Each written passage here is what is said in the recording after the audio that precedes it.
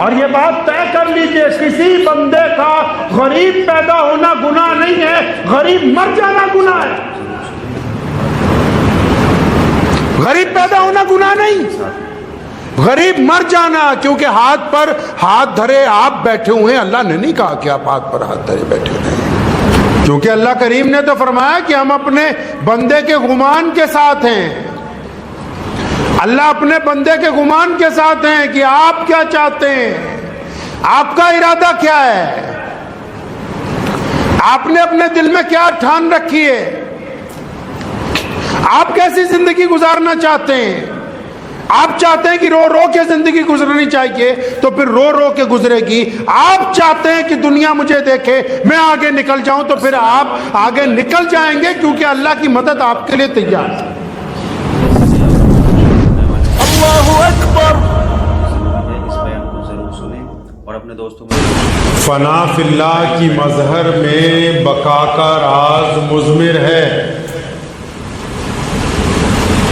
فنا فی اللہ کی مظہر میں بقا کا راز مضمر ہے، جنہیں مرنا نہیں آتا انہیں جینا نہیں آتا،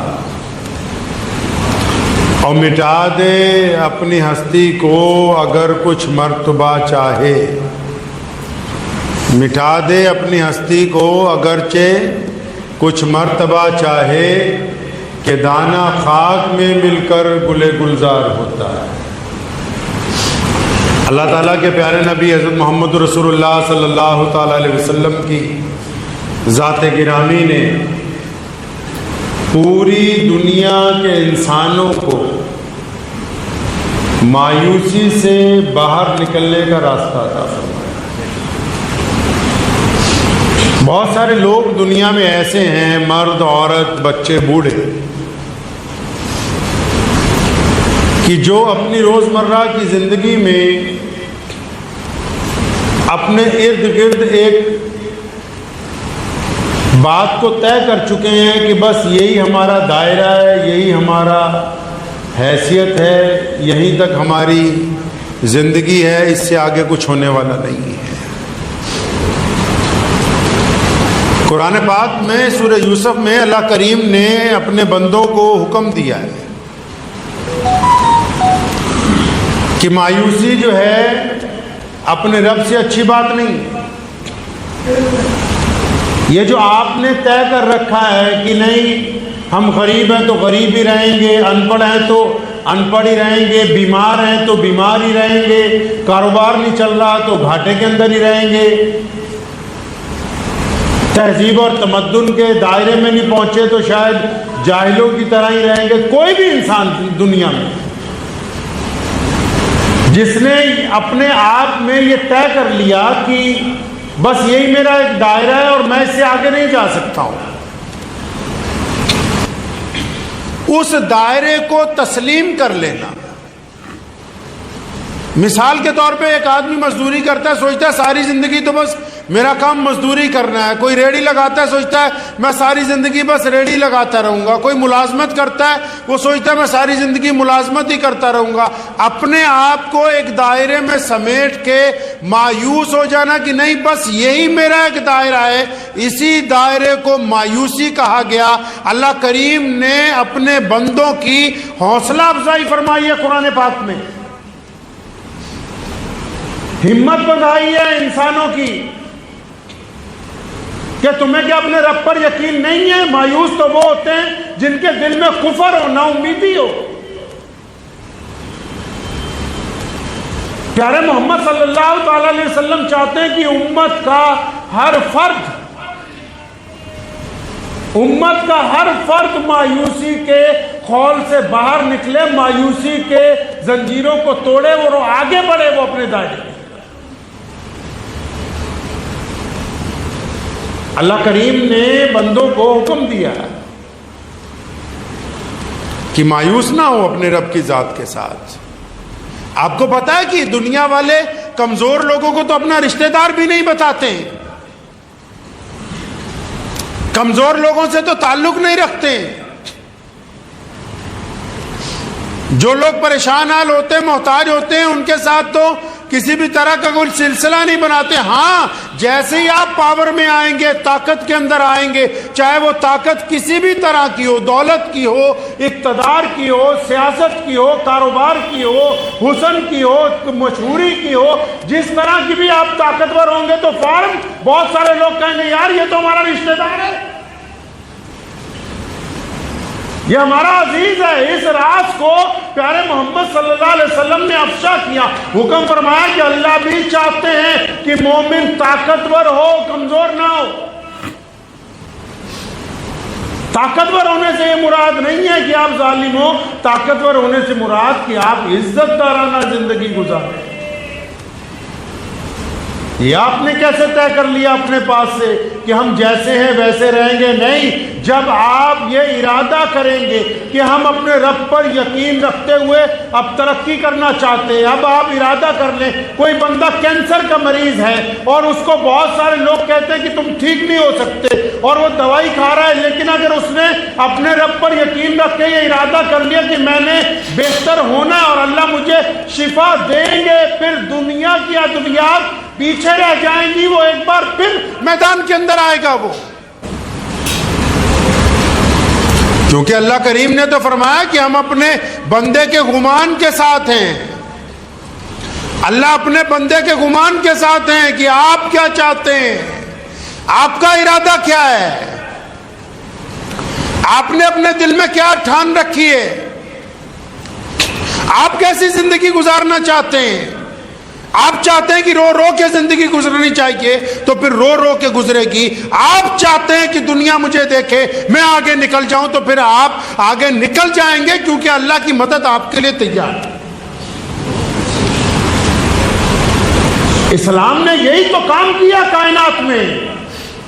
पूरी दुनिया की बड़ी बड़ी हुकूमतों को इस्लाम से क्या तकलीफ हुई? इस्लाम ने मायूसियों के अंदर बैठे हुए लोगों को हौसला दिया, इज्जत दी, उन्हें समझाया कि नहीं, आज का गरीब आदमी, आज का एक काला आदमी, आज का एक बद्दू, आज का एक यतीम कल को किसी भी मस्जिद का इमाम बन सकता है, कल को मुसलमानों का अमीरुल मोमिनीन बन सकता है। बस इरादे की जरूरत है। जब तुम अपने रब और रसूल के ऊपर यकीन करके निकलोगे तो अल्लाह की मदद आपकी तरफ आएगी।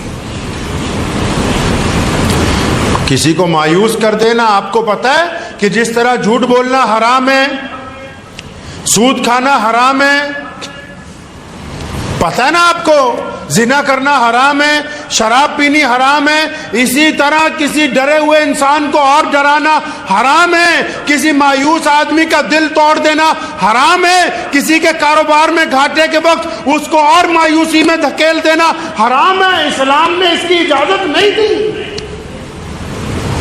इस्लाम कहता है कि अगर आप किसी की तारीफ नहीं कर सकते तो उसकी बुराई ना कीजिए, आप किसी का साथ नहीं दे सकते तो उसको पीछे धक्का ना मारिए। आपने अपनी जिंदगी में अगर कोई आपका साथी मिला, नेकी सिर्फ यही तो नहीं है कि किसी को खाना खिला दिया जाए, नेकी सिर्फ यही तो नहीं है कि किसी को हौसला दे दिया जाए, नेकी यही है कि जब बंदा परेशान होता है तो आप उसको हौसला दें कि हाँ भाई हम तुम्हारे साथ हैं।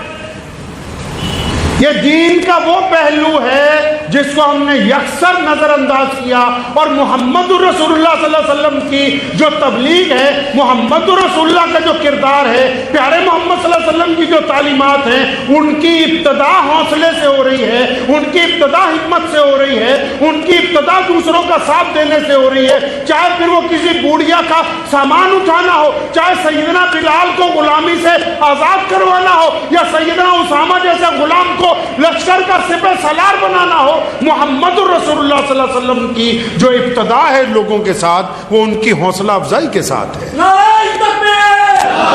नारे तकबीर! नारे नबूवत! नारे नबूवत! नारे तकबीर! क्या हमने कभी किसी का हौसला बढ़ाया है? क्या आपने जिंदगी में कभी किसी का हौसला बढ़ाया है? याद रखें, जिन लोगों ने किसी का हौसला तोड़ा है वो अल्लाह के मुजरिम हैं।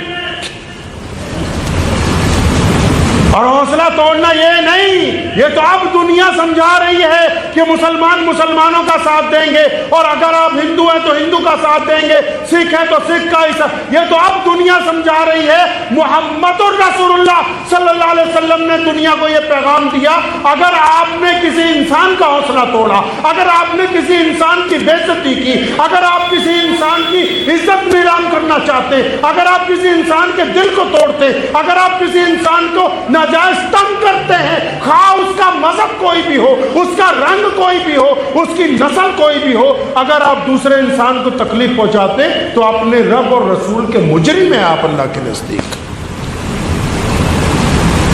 آپ نے کسی کا حوصلہ بڑھایا ہے کبھی؟ آپ نے کبھی کسی پریشان حال کو کہا ہے کہ میں تمہارے ساتھ ہوں، گھبراؤ نہیں؟ آج کل تو لوگ حوصلہ توڑنے کی بات کرتے ہیں۔ عزیز و اقارب، رشتہ دار، یار، دوست یہ سمجھتے ہیں کہ فلاں آدمی آگے تو اس کو کس طرح پیچھے کیا جا سکتا ہے، لوگ سازشیں کرتے ہیں۔ لکھ لو دل کی تختی پر ایک بات، دل کی تختی پر ایک بات لکھ لیجئے۔ پیارے محمد صلی اللہ علیہ وسلم نے فرمایا جب تک میرا رب نہ چاہے، زندگی کا راز ہے یہ۔ محمد علیہ السلام نے فرمایا جب تک میرا رب نہ چاہے تو پوری دنیا کی طاقت مل کر بھی وہ آپ کو شکست نہیں دے سکتی۔ اگر اللہ چاہیں گے تو آپ کو شکست ہوگی، اللہ نہیں چاہیں گے تو آپ کو شکست نہیں ہو سکتی۔ اور اگر اللہ چاہے نا کہ آپ کو شکست کی فتح ہو جائے تو پوری دنیا زور لگا لے کہ آپ کو فتح یاب کرنا ہے تو کوئی فتح یاب کر نہیں سکتا ہے۔ مزاج زندگی کیسا ہے؟ عقیدہ اتنا کمزور ہے، اتنا عقیدہ کمزور ہے، کسی کی اولاد نہیں ہو رہی، بابوں کے پاس بھاگے جا رہے ہیں تعویذ لینے کے لیے، جی اولاد نہیں ہو رہی۔ اب وہ بابے جو ہیں آج کل ڈپلیکیٹ، ان کو تو چاہیے ہی ایسے بندے۔ آج کل جو ڈپلیکیٹ بابے جن کے اشتہار روز اخباروں میں آ رہے ہیں، ان کو تو ایسے ہی لوگوں کی ضرورت ہے نا جی۔ اگلا آتا ہے جناب کام نہیں چل رہا ساڈا، اولاد نہیں ہو رہی ساڈے، بھجے جاندے بابے کو جناب ساڈا کام نہیں چلتا، ساڈے اولاد نہیں ہو رہی۔ بابا بھی کہہ دیندا دیکھو ہوئے تہاڈے شریکیاں نے کچھ کیتا ہونا ہے۔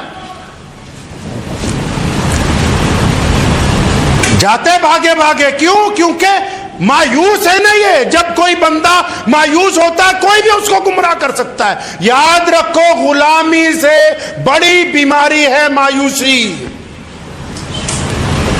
غلام تو ایک بندہ کسی کا ہوتا ہے نا کہ کوئی کہتا ہے یہاں پہ کھڑا رہے، کوئی کہتا ہے اس کمرے میں ہی رہو، کوئی کہتا ہے کہ یہاں پر پہرا ہی دینا۔ وہ تو غلام کسی مالک کا ہے نا، لیکن اس کا دماغ آزاد ہے، وہ اپنے حکمران کے خلاف بھی دل میں سوچتا ہے۔ لیکن مایوسی تو غلامی سے بھی بدتر ہے، جب بندہ خود ہی طے کر لیتا کہ نہیں بس میں جیسا ہوں تو میری حالت خراب ہی رہنے والی۔ بس بھاگے بھاگے بابوں کے پاس جاتے، بابا جی اولاد نہیں ہو رہی، بابا جی کام نہیں چل رہا۔ بابا بھی دیکھ کے فوراً ایک کاغذ پہ 2-4 لکیریں مار کے کہتا ہے اوہ ہو تمہارے رشتہ داروں نے کالا جادو کر رکھا ہے،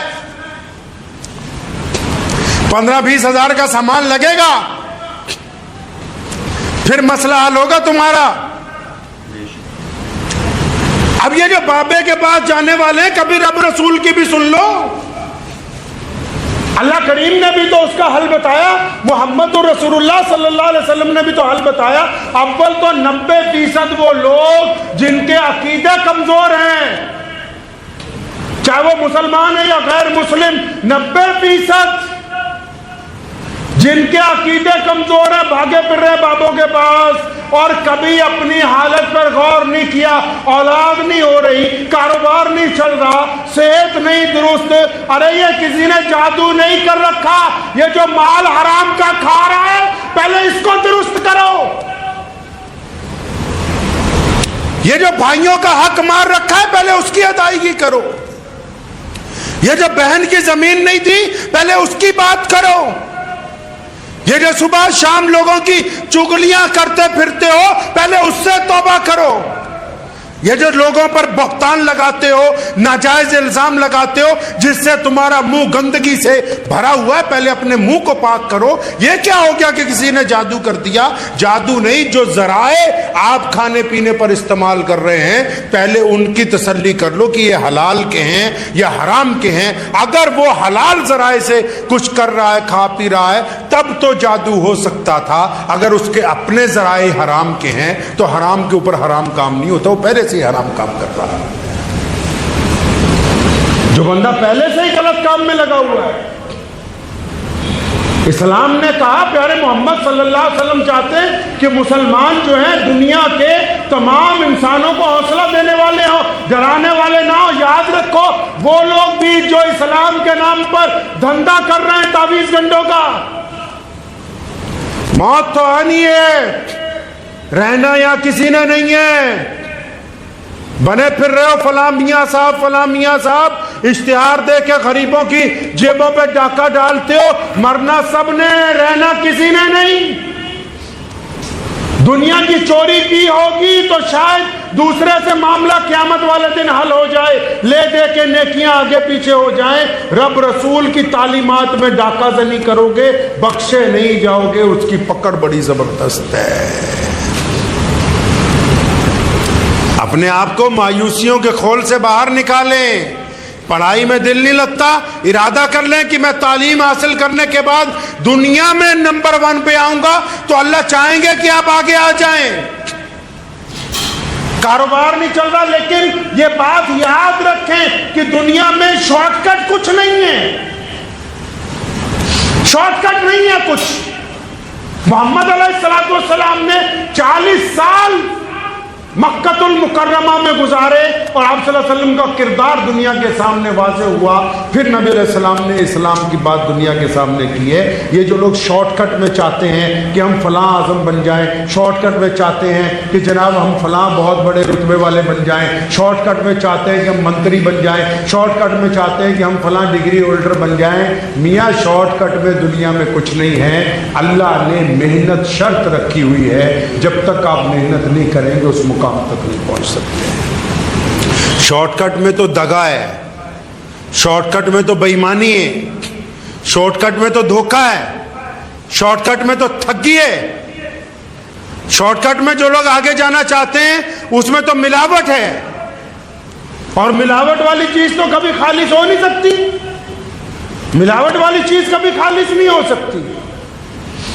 آپ اپنے ذہن کو اس بات پہ آمادہ کر لیجئے کہ مایوسی کفر ہے, اللہ کو یہ پسند نہیں. اور یہ بات طے کر لیجئے, کسی بندے کا غریب پیدا ہونا گناہ نہیں ہے, غریب مر جانا گناہ ہے.